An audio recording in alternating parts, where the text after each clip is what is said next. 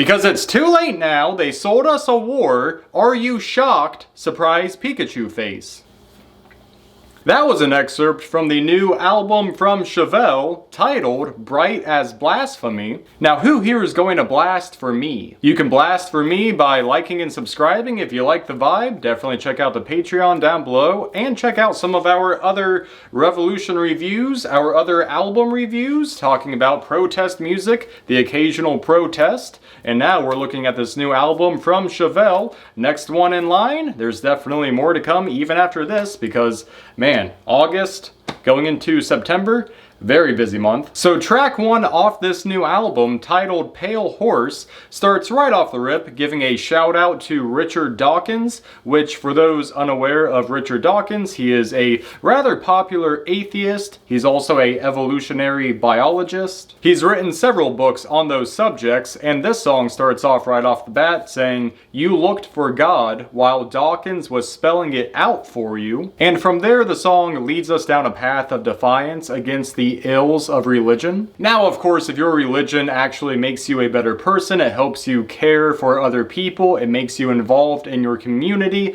it actually propels you to make the world a brighter, safer, well-balanced place, then that's great. That's good. That's what it should be doing for you. And if it's not, if you're using it to call independent thought, if you're using it for indoctrination, if you're using it to make the world a darker, more blasphemous place, less hospitable to those who you do not like or those who do not like your religion, well then shame on you. Which, case in point, the next song actually references Jim Jones, who not only was a cult leader, but also he was a pastor, so he was just using those talents and that influence for his own sick and twisted gain. So track 2, we have Rabbit Hole or Coward Part 1. So this one takes a jab at conspiratorial thinking, how the use of language can deceive us if it's deployed with enough confidence, despite clashing with evidence to the contrary. Don't give them an inch. Because if you fall too deep down the rabbit hole, it can actually be counterproductive to the exercise of free thinking,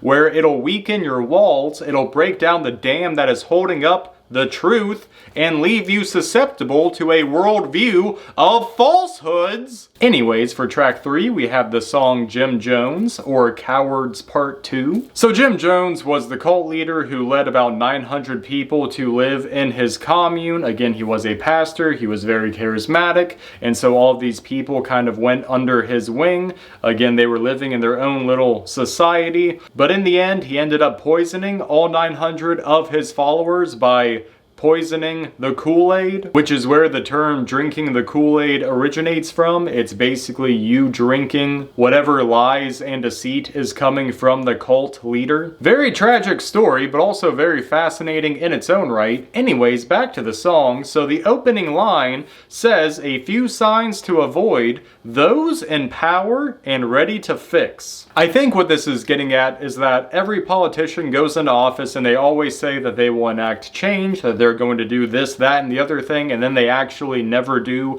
Very rarely are campaign promises actually executed well, without unintended consequences, or without being watered down, or some kind of backdoor deal. So you never really get that deep systemic change, which is what we truly need. And really, I would say that Donald Trump kind of co-opted that movement because he is a political outsider, you know, someone that can't be bought because he is a billionaire, so, you know, the donor class can't really get their hands on him because it's not really, you know, it's powerless against him, and that he cares about the working class, the average American, those who are struggling to just pay their bills, pay for their groceries, pay their rent, those who are struggling to maintain a foothold in this steepening economy. When in actuality, he can be bought with crypto, with jets, with golf courses, with teen beauty pageants, you name it. Of course, he doesn't really care about the working class or the working poor. He only cares about himself, his image, his status, his wealth. That's of course why he is surrounded by loyalists who don't tell him anything that he doesn't want to hear. He's never told no. The song also says that what we have been drinking historically is not relief. Again, talking about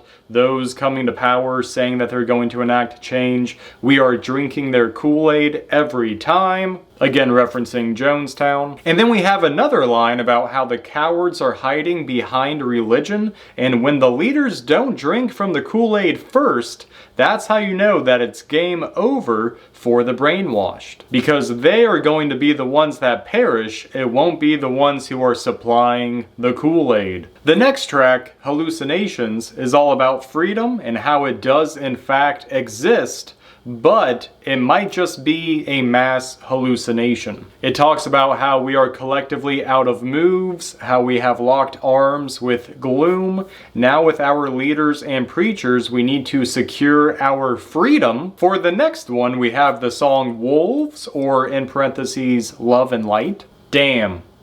Love or lust? Damn.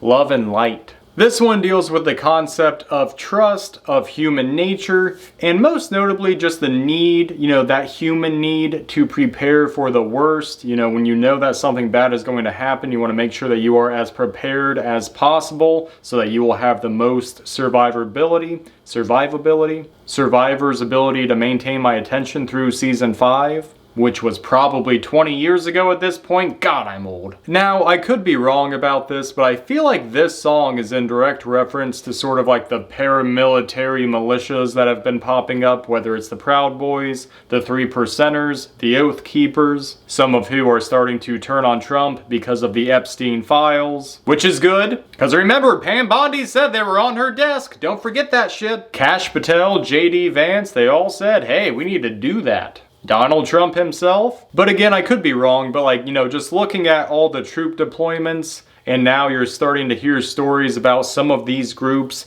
joining ICE, joining the National Guard. Of course, they are still separate, but again, they are just emboldened to do what they want because, well, there are people in the executive and in the legislative and in the judicial branch that are all kind of on board. So it's like, when are people going to enact laws or execute the laws or do anything in the courts? I'm just kind of rambling here. But anyway, so the song itself says a few interesting lines, such as, lethal minds, such simple minds, they can't read their right from their wrong. Because it is the delusion of mass defense. Again, I'm sure there's plenty of people in these groups who think they're doing the right thing, that they're fighting tyranny, but when an actual tyrannical government gets into power and starts doing things unlawfully, pushing every boundary possible to the point that courts have to be like, hey, those people that you fired, you have to reinstate them.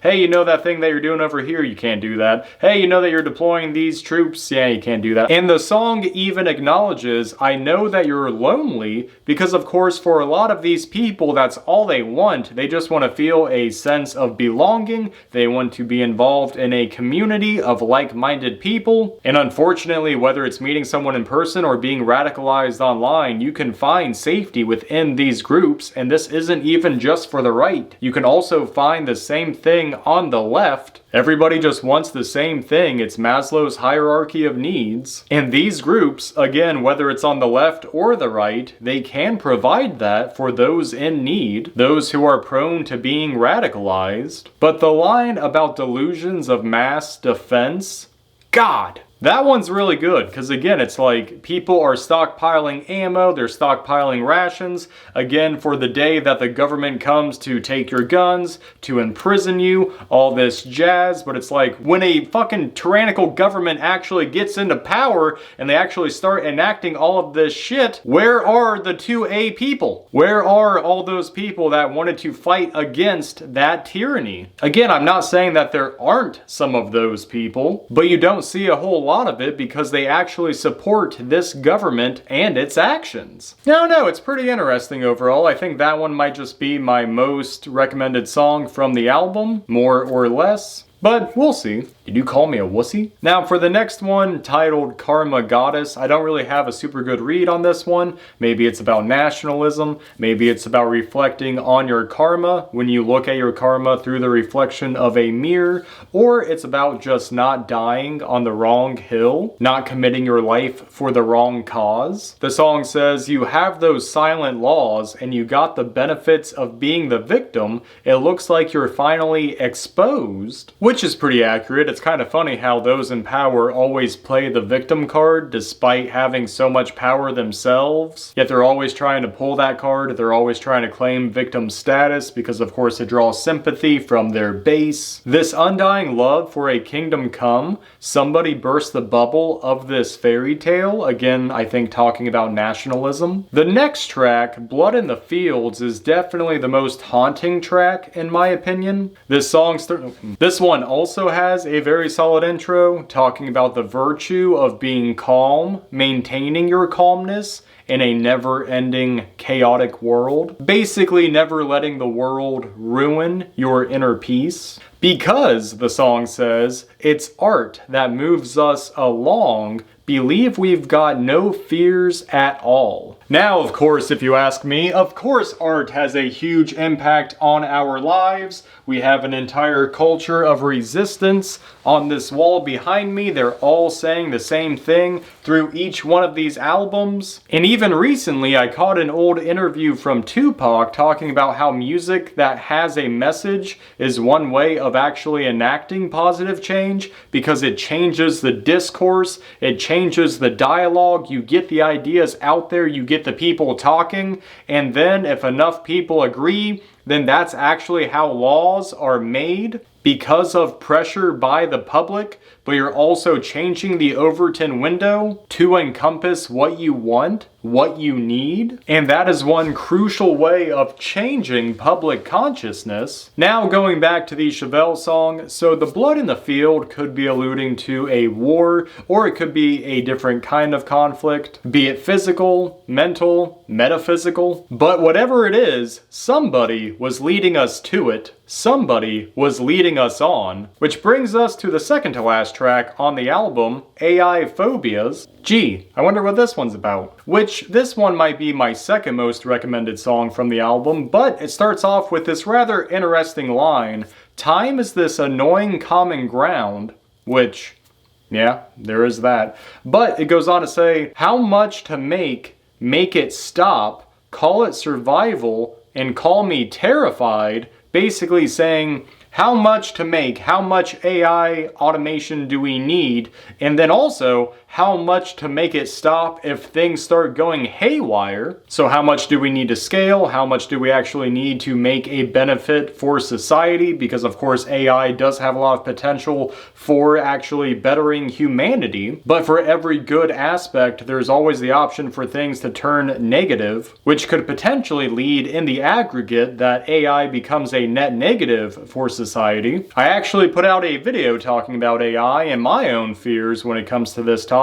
Definitely go check that out. I'll try to link it down below. And unfortunately, I was not aware of this song before I made that video. So, you could add this song as a modern song that's talking about the dangers of AI, and just pretend like I suggested this song at the end of that video, okay? Just do me that solid. Now the chorus says, did we decide? We're ancient animals, and now you made AI take control. You're calling out my AI phobias. Again, at the end of the day, humans are just animals. We have a primate brain that is not accustomed to dealing with all of this rapid advancement in technology, especially when it comes to AI. And we're even seeing this with people that are more or less addicted to these large language models, where they're getting AI psychosis. It's like you're kind of blurring the line between reality and the digital reality, and overuse of these tools, which can be in fact valuable tools, but if you abuse them like anything else,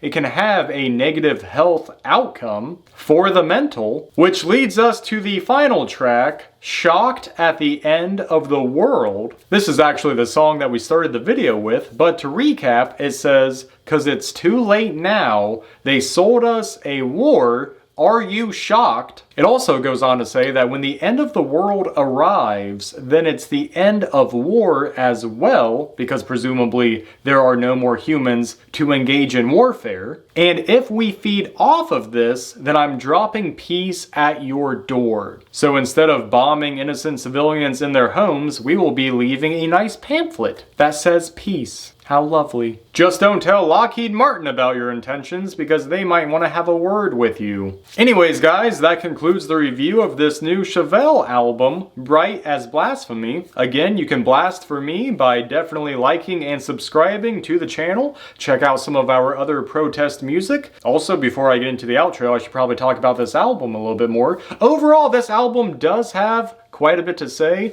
I do appreciate the call out for Richard Dawkins. I do appreciate talking about AI because that's a very prevalent issue. There's a good contrast with Jim Jones and drinking Kool-Aid and being brainwashed. We even sprinkled in a little bit of anti-war sentiment, so that's always good. And so overall, I think this is a relatively well-balanced album in terms of the different topics that are hit. And while it's kind of a shorter album in terms of song count, let me double check that before I say it on camera. Yeah, you know, it's 9 songs, about 40 minutes of music. Overall, that's really not too bad, though it might just be slightly on the shorter side. But, you know, there are other bands that we cover where not every song contributes to the culture of resistance. So they do, Chevelle that is, they do get some extra points for just actually staying on message for the whole thing and actually having quite a pointed message at various points. So overall, I'm going to give this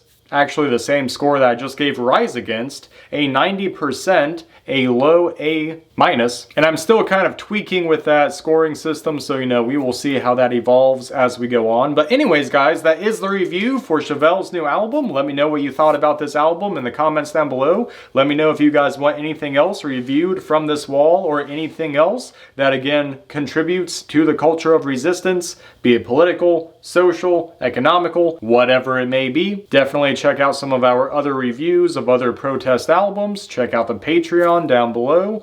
And until then guys, stay well, stay safe, stay informed, and we will see you on the next video. Later.